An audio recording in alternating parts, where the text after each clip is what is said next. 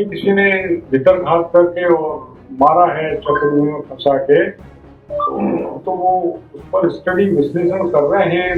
आप जानते हो उनका स्वभाव, बोलने वाले आदमी किसी से डरते झिझकते नहीं है और दुकान से काम उसके परिणाम आने हैं भविष्य के घर में कि किसने वार किया है, किसने चक्रव्यूह में फंसा के मारने की कोशिश की है, बात है।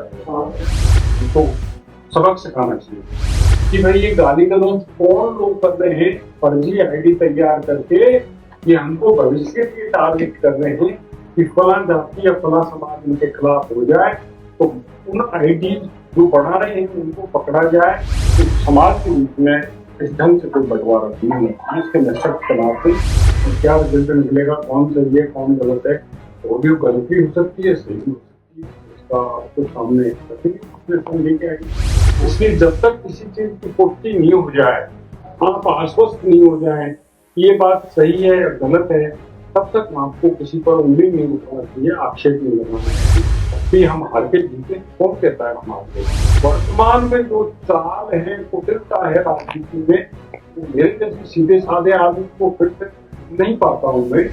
विधानसभा क्षेत्रों को बिगाड़ दिया है नेताओं ने, जिन्होंने पैसा दे दे के दाल के लोगों को फायदा दे के और आम आदमी को मार दिया। मतदाताओं ने मेरे को इतना वोट दिया है, इंतजार चलती रहती है, पर जितने लोगों ने मेरे पे विश्वास प्रकट किया है और मुझे वोट दिया है, तो मैंने ये बनाया है कि मतदाता आभार यात्रा एक निकाली जाए और लोगों को जाके ये निवेदन किया जाए कि आप लोगों ने मुझे वोट दिया, मुझे इतने वोट दिए, उसके लिए आपका बहुत बहुत धन्यवाद। और मेरे लायक जो भी काम हो मुझे आप बताएं, मैं आपके लिए तैयार रहूंगा, ताकि कार्यकर्ता का मनोबल भी बना रहेगा, जो मेरे समर्थक हैं उनका मनोबल भी बना रहेगा और जनता को भी ये मैसेज जाएगा कि आदमी चुनाव में पराजित होने के बाद भी हमारे बीच में है। ये मेरा मंतव्य है, ये मेरा मंशा है। सोशल मीडिया को लेकर सोशल मीडिया में ये था कि कुछ लोग फर्जी आईडी बनाकर विश्व अमन कर रहे हैं, समाजों के बीच में एक दूसरे को गाली की बौछार कर रहे हैं। उससे मैं आहत हूँ, मुझे अच्छा नहीं लगा। वो मेरा कार्यकर्ता नहीं हो सकता, मेरा समर्थक नहीं हो सकता जो दूसरे किसी को गाली दे। मुझे 36 कौम ने वोट दिया है, सभी लोगों ने मुझे मतदान किया है। कम ज्यादा संख्या होती रहती है, पर मुझे सबका प्यार प्रेम मिला, स्नेह मिला इतने दिन तक। तो समाज के बीच में इस ढंग से कोई बंटवारा नहीं होना चाहिए, इसके मैं सख्त खिलाफ हूँ और इसी कारण से मैं इन समझाया कि उसको रोक करें। सर, परिणाम के बाद में डॉक्टर जयराम मीणा जी ने एक ट्वीट किया था जिसमें कहा था कि मेरे लक्ष्मण जैसे भाई पर कुछ जैसनों ने शक्तिमान लगाई। हाँ, तो उनका है कि नहीं किसी ने भीतर घात करके और मारा है चक्रव्यूह में फंसा के, तो वो उस पर स्टडी विश्लेषण कर रहे हैं। सारी वोटर लिस्ट, वो मतदाता जो संख्या है उसको प्रत्येक बूथ से वेरीफाई कर रहे हैं कि किस ढंग से कहाँ किसने क्या किया। एक दूसरे पूछ रहे हैं तो उसके परिणाम आने हैं भविष्य के घर में कि किसने वार किया है, किसने चक्रव्यूह में फंसा के मारने की कोशिश की है, तो बात आ जाए। उनका बहुत बड़ा कदर है और उनका इतना बड़ा हो रहा है कि वास्तव में उनसे मामले में अच्छे करवाते हैं, तो कान से काम उनकी तो औकात सही कहा उन्होंने देखो जब बोला भी था कि मैं 4-5 दिन में हाँ करेंगे, शायद लगे हुए इसमें है मंथन करेंगे किस किस ने क्या किया क्या नहीं किया। वो तो आप जानते हो उनका स्वभाव, तो बोलने वाले आदमी किसी से डरते झिझकते नहीं है और जो भी बात आएगी इस पर सामने उनका अपना ऊंचा पड़ाया हो उसको लाई देते हैं लोगों के सामने नहीं किया है, तो निकट भविष्य में आ जाएगा।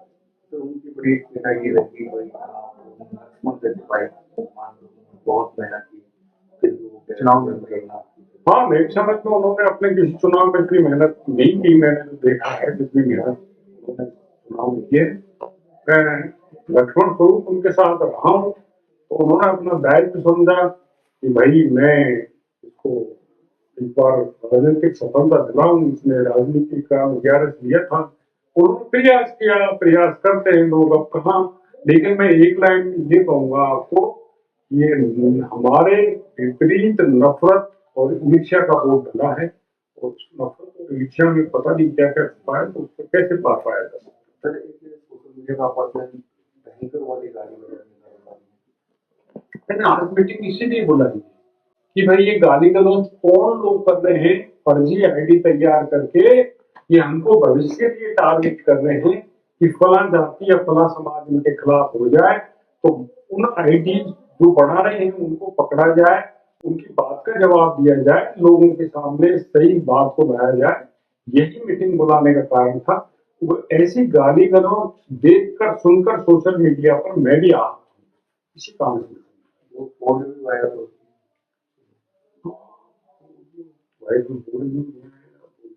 देख रहे हैं, हम लोग देख रहे हैं कि क्या रिजल्ट निकलेगा, कौन सही है कौन गलत है। ऑडियो गलत भी हो सकती है, सही भी हो सकती है, तो इसका आपके सामने रखेंगे, विश्लेषण लेके आएंगे। ऑडियो को सुनकर आपके पहले मन में क्या हुआ कि भाई ऐसा भी हो सकता है? नहीं, ऐसा नहीं हो सकता। और मैं तो बहुत ब्रॉड माइंडेड आदमी हूँ, मैं ये भी जानता हूँ कि लोग फर्जीवाड़ा भी करते हैं। इसलिए जब तक किसी चीज की पुष्टि नहीं हो जाए, आप आश्वस्त नहीं हो जाए कि ये बात सही है या गलत है, तब तक आपको किसी पर उंगली नहीं उठाना चाहिए, आक्षेप नहीं लगाना चाहिए। ये मेरे विचार से राजनीतिक भविष्य क्या देखते हो? राजनीतिक भविष्य तो अपना सदा से उज्जवल रहा है। अब भी हम हार के जीते हैं, कौन कहता है हम हार गए? ये तो जो देखो, उस दिन बोला कि मेरे जैसे लोगों के लिए राजनीति से एक अच्छा फील्ड नहीं। हाँ, जो वर्तमान में जो चाल है, कुटिलता है राजनीति में, वो मेरे जैसे सीधे साधे आदमी को फिट नहीं पाता हूँ मैं।